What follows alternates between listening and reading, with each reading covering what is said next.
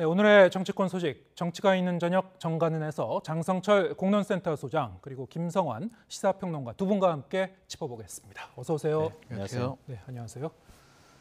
네, 이재명 대표의 오늘 신년 기자회견 전체적으로 보면은 뭐 민생 관련 메시지도 있었고 물론 예상대로 윤석열 정부에 대한 정면 비판도 있었고 검찰 수사에 대한 비판 그리고 이제 이 개헌에 대한 그 이슈를 던진 것도 있었습니다.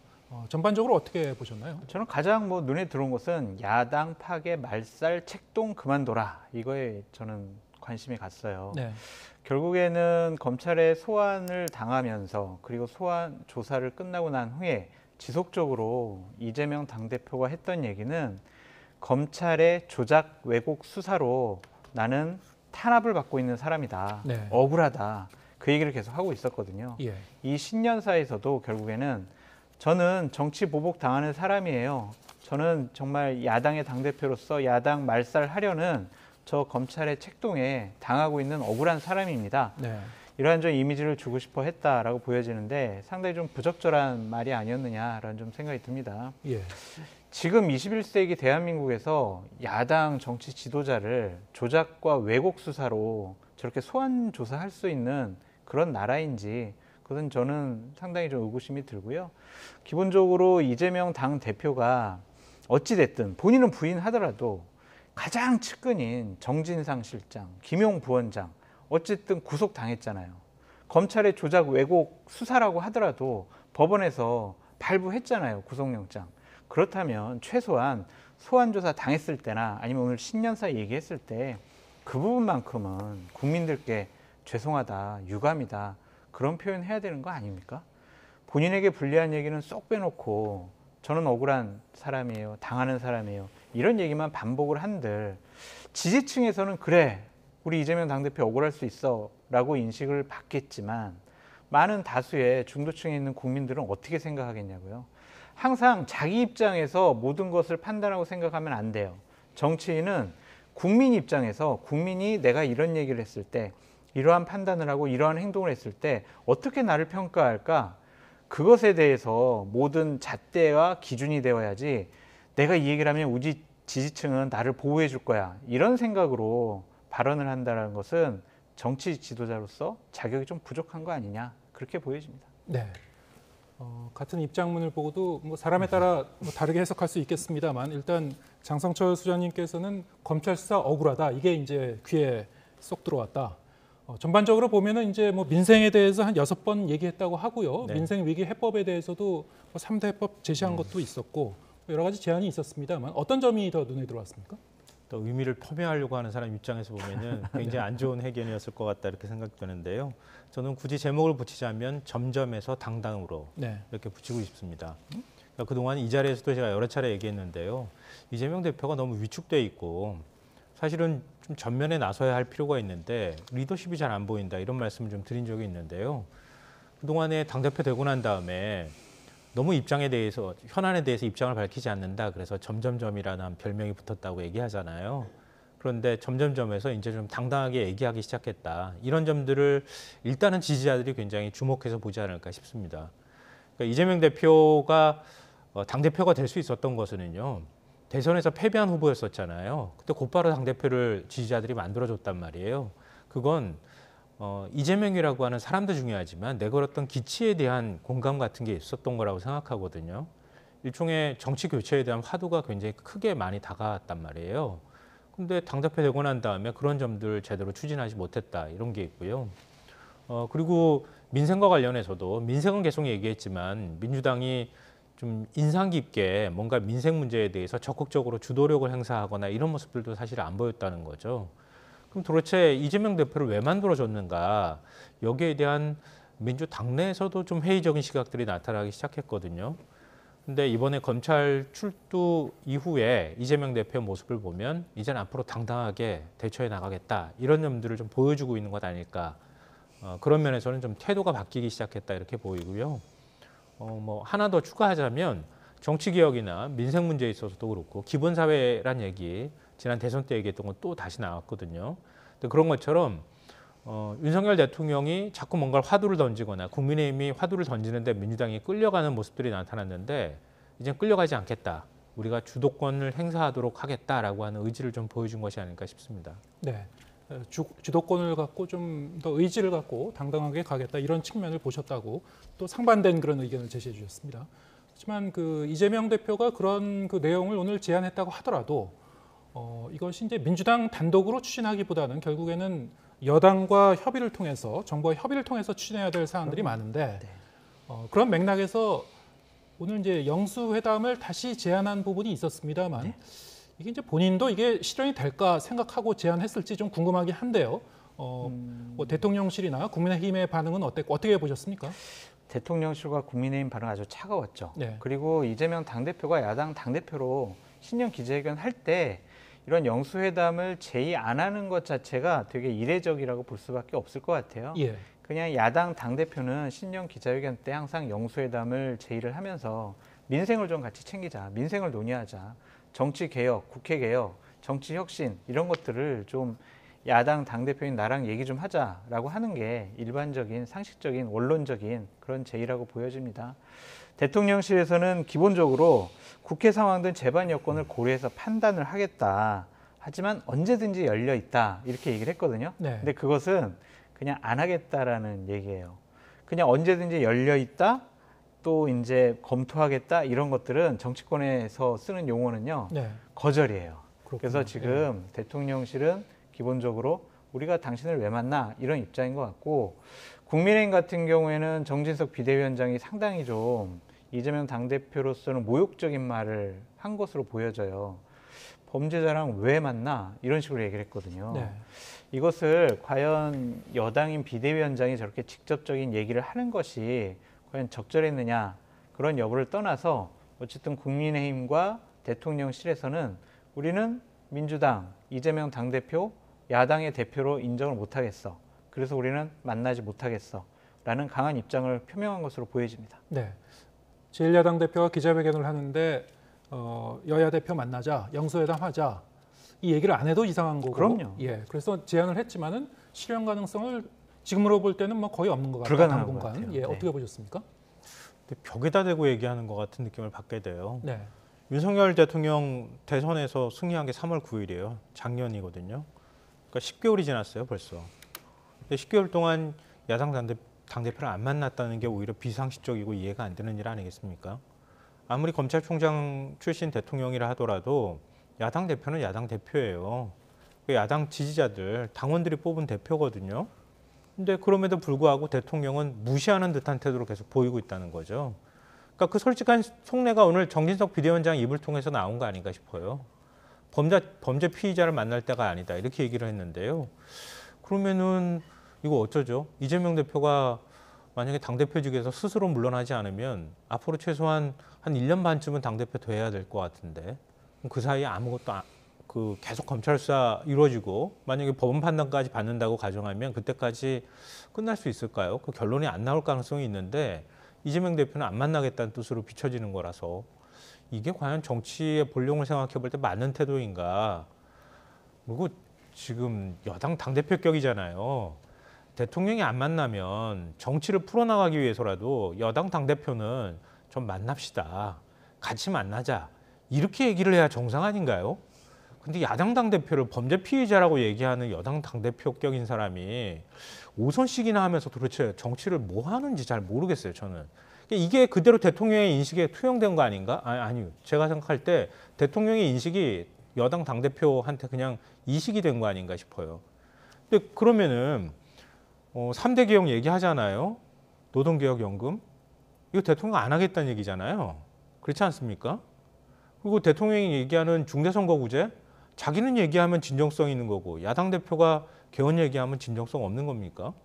그러면은 중대선거구제는 대체 어떻게 하겠다는 얘기입니까? 그냥 정치적 수사나 레토릭으로 정치하겠다는 얘기는 다름이 없는데 과연 이게 맞는 건지 모르겠어요. 이재명 대표가 안 할 줄 알고 던지는 화두였다 하더라도 여당은 그렇게 받아서는 안 되는데 지금 반응을 보니까 뭐 앞으로 가능성이 이렇게 높지 않아 보여서 좀 답답하네요. 네. 말씀하신 대로 이제 3대 개혁 화두도 이미 대통령이 던진 바 있고 정치 개혁에 대해서도 이제 추진 의사를 밝혔고 그 형태가 어떻게 됐든 간에요. 대통령과 제1야당 대표가 만나는 그런 회담 형식이든 아니면은 다른 지도부와 같이 이제 만나는 형식이든 개혁 이 의제를 추진하자면은 올해 안에 어떤 그 계기가 만들어져야 되지 않을까 싶기도 한데 말씀하신 대로 지금 상황은 하여튼 뭐 쉽지는 않은 상황 같습니다. 네. 오늘 이제 이 정치 개혁 관련 그 메시지도 담겼습니다만 네. 이거는 기자들의 이제 질문에 답한 내용도 있었죠. 네. 선거구제 개편에 대해서 이재명 대표가 중대 선거구제에 대해서는 그것만이 해답인지 좀 회의적이다 이런 얘기를 했었고요. 오히려 선거구제 이 이슈를 더 확대해서 개헌을 논의하자는 그 제안을 했습니다. 어떻게 보셨습니까? 권력구조 개편을 하자는 거죠. 예. 그러니까 대통령제 5년 단임제를 4년 중임제로 좀 고치자라고 얘기를 했고요. 대선의 결선 투표제를 도입을 하자. 그리고 국무총리 국회 추천제를 도입을 하자.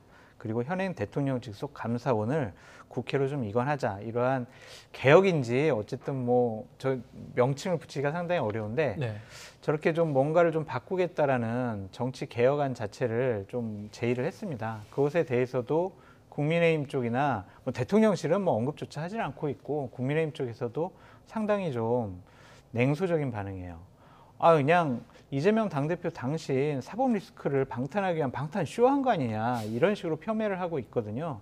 그래서 당분간은 이재명 당대표와 최소한 또 여당 지도부 아니면은 여야 지도부들이 모여서 이 국회 개혁과 아니면은 권력구조 개편 아니면 선거구제 개편 이런 것들을 한 자리에서 논의하는 모습은 보기가 어렵지 않을까라는 좀 생각이 들고요. 선거구제 개편을 중대선거구로 하자라는 것에 대해서 민주당의 수도권 의원들이 반대가 심해요. 왜냐하면 내 지역구가 없어지고 네. 그리고 내가 당선될지 못할 수도 있거든요. 그렇다면 그 선거제도 개혁을 왜 찬성을 하겠어요? 반대할 수밖에 없다라고 말씀을 드려요. 그렇기 때문에 이러한 것들이 서로 그냥 선명성 경쟁, 우리 쪽, 우리 진영, 우리 당은 계속 정치권을 개혁하려는 화두를 던지고 있어라는 이미지를 국민에게 주고 싶어 하는 거지 현실적으로 합의를 통해서 저러한 제도적인 개혁안들이 바뀔 가능성은 없어 보인다라고 말씀을 드립니다. 네. 뭔가 이제 이슈를 선점하고 먼저 제안하는 모습을 보이기 위한 차원이지 네. 여야 간의 어떤 공감대를 갖고 지금 논의를 하기는 상당히 좀 분위기가 쉽지 않아 보인다. 이렇게 되면요, 지금 그 개헌 그 제안한 것도 있었고 선거구제 개편 얘기한 것도 있었고 개헌 논의에 대해서는 이제 대통령실에서도 이제 국회에서 논의할 사안이라고 했나요? 이제 상당히 좀 미온적인 그 반응으로 해석할 수도 있는데 어떻습니까? 이제 개헌 논의는 어떻게 될 것이고 중대선거구제 논의는 민주당에서 저렇게 또 미온적이면은 지금 뭐 한 몇 달 안에 추진하기가 어렵게 되는 거 아닙니까? 어떻게 전망하십니까? 쉽지는 않겠죠. 네. 개헌이 쉬웠으면 뭐 벌써 다 했죠. 결국 이제 개헌을 하기 위해서는 대통령의 결단도 필요하고요. 정치권의 충분한 어떤 숙성된 논의도 필요하지 않을까 싶은데요. 근데 정치인들이 개헌 얘기할 때마다 입버릇처럼 개헌 얘기해요. 뭐 선거 때마다 개헌 얘기하고요. 그다음에 뭐 굳이 그거 아니더라도 김진표 국회의장도 개헌 얘기 하잖아요. 네.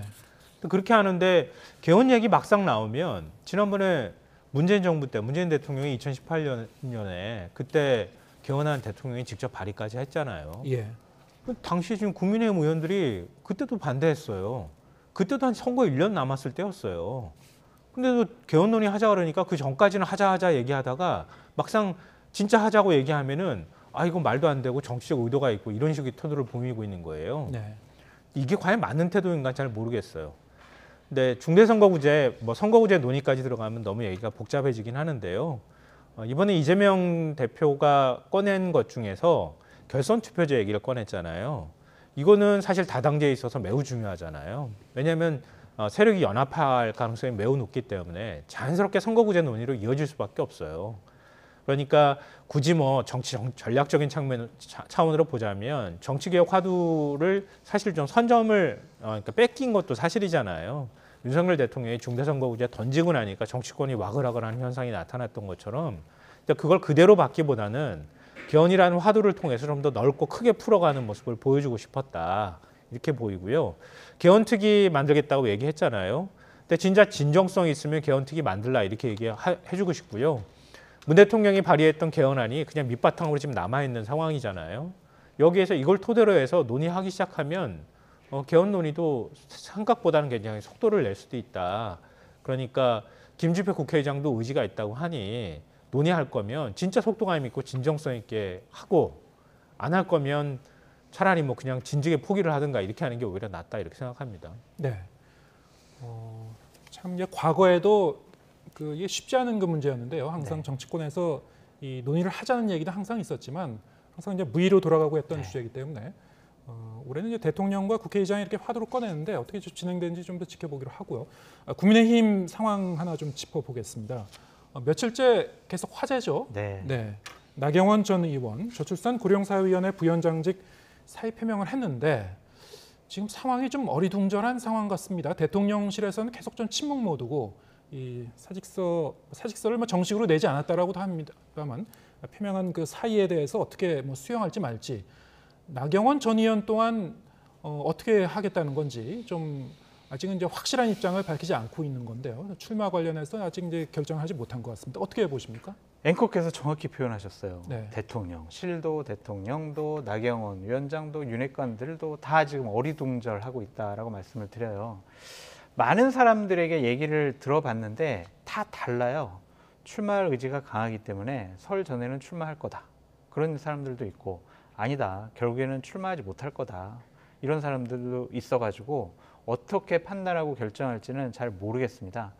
근데 하지만 저보고 예측해보라고 한다면 출마할 의지는 강하지만 결국에는 못할 것 같다라고 좀 말씀을 드리고 싶어요. 네. 왜냐하면 대통령실과 대통령 그리고 윤핵관들이 나경원 부위원장 출마 안 했으면 좋겠어요라는 시그널을 계속 주고 있잖아요. 예. 그러니까 오늘 한 언론에서 보도한 단독 보도에 보면 대통령께서 나경원 위원장에게 애정이 많아요. 아껴요. 뭐 이런 표현을 쓰잖아요. 네. 이게 뭐겠어요? 저출산 고령사회위원회 부위원장 이거 사표 안 받아들일 거예요. 그러면은 그냥 그 자리에서 일 열심히 해요. 전당대회 나갈 생각 하지 마세요. 이렇게 좀 비꼬는 말이었다라고 좀 보고 싶어요. 오늘 아침에 이제 중앙일보의 보도 내용이죠. 맞습니다. 그렇기 때문에 나경원 위원장이 그러한 대통령과 대통령실의 반감을 뚫고 나는 무조건 그래도 출마할 거야. 왜? 여론조사 보니까 내가 나가면 당선될 것 같아. 그러한 권력 의지를 갖고 과연 출마할 수 있을까? 지금까지의 나경원 부위원장의 정치적인 행태, 판단 이런 것들을 보면 그렇게 썩 공격적으로 이렇게 본인의 의지와 뭐 판단을 실현시키기 위해서 노력한 것 같지는 않아요. 그래서 저러한 압력, 윤핵관들은 협박까지 하잖아요.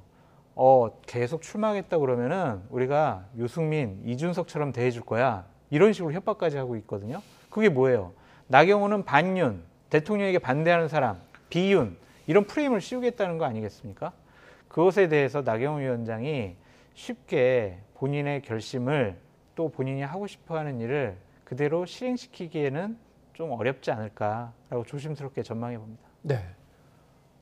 그런데 이제 또 상황이 묘한 거는 그러면은 이 사의를 그럼 정식으로 이제 문서로 사직서를 인사혁신처에 제출을 해라. 아직 제출 안 했다. 여기에 대해서 이제 나경원 전 의원이 제출했다는 그런 소식도 없고요.